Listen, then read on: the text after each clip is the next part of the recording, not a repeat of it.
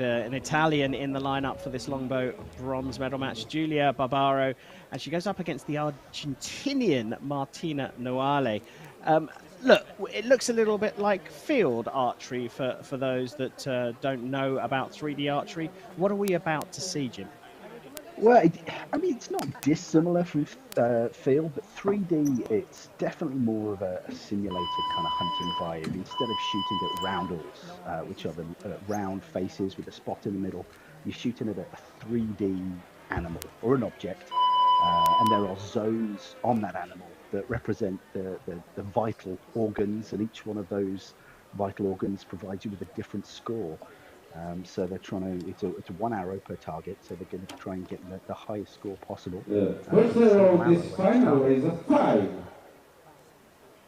So Barbaro gets the match underway against Noale, as you can see, both lined up, and there are the targets. So a little bit unusual, not what we're used to, the targets representing, as Jim says, Go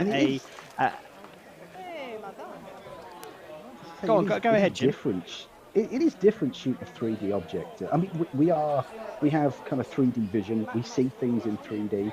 So shooting a 3D object, for me anyway, as an archer, makes sense.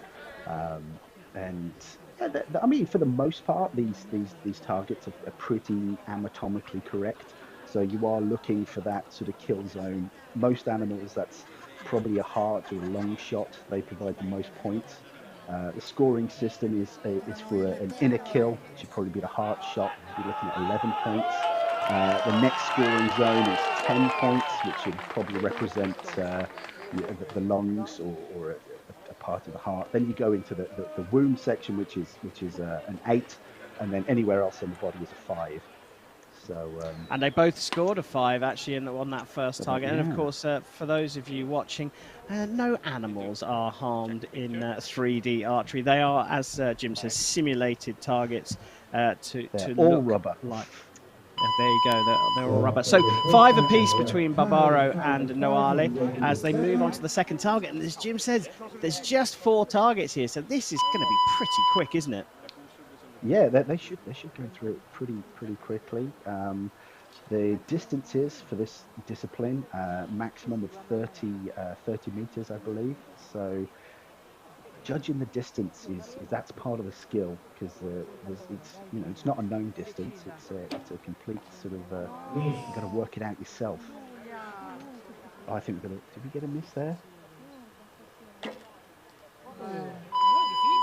Oh.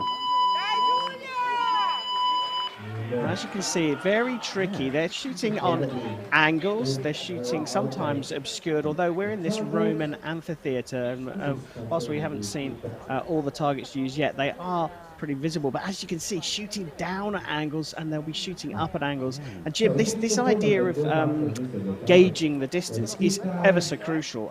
The longbow itself, tell us about the equipment they're using. I mean, I'm a huge fan of this type of archery. It's in this competition, it's about as simple as it gets. It's usually a 1 or a 2-piece, what they call a longbow. Over here in the UK, we tend to call this style of bow an AFB or an American flat bow, but the rest of the world calls this a longbow.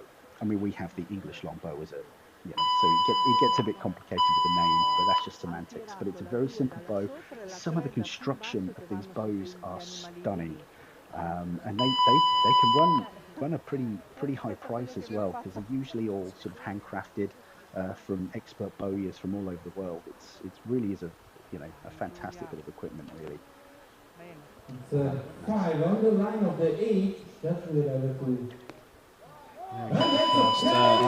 Close up of the target, and a good shot from Barbaro, but an even better one from Noale. Yeah.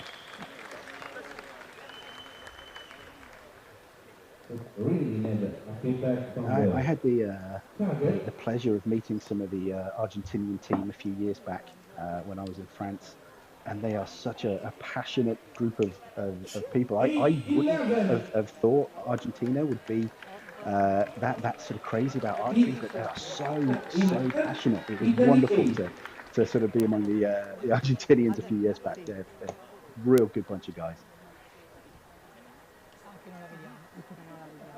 we are awaiting the scores on that third target. I think that it was Barbaro's arrow that went to a measure. Well, there we have it, an 8 for Barbaro and an 11. So that's a rather unusual thing for me to say, Jim, an 11 in archery. Yeah, that's what you want. That's what brings home the medals is the 11s. But yeah, it all comes down to this, really. Well, Barbaro on 13, 16 for Noale.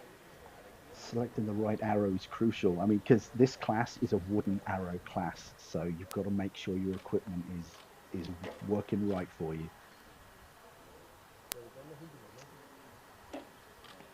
Okay. Ooh. Sorry, but it was It's difficult to call it from these angles. But it's different from where we're sitting to where they're seeing. We're seeing a completely different picture to where they are. Any little dip in the ground can throw you off. It really is.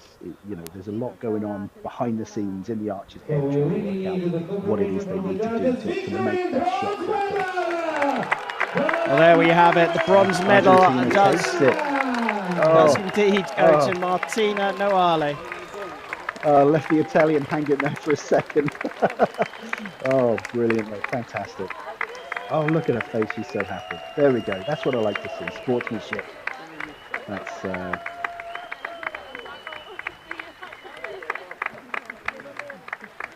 it's been a long journey. And, yeah, that's fantastic. It's genuine congratulations there from Giulia Barbaro. But it's Martina Noale who will find herself on the podium, the Argentinian taking the first medal today at these 3D World Championships. No, that's a good result. That's I mean, anybody at any position in this competition has fought tooth and nail to be there. Even people sort of down the bottom of the table, they've had a hell of a journey to get there. They've got to qualify. They've got to, so there are no losers in this, really. Everybody's worked so hard. It's just, do people have what it takes just to give it that extra little push right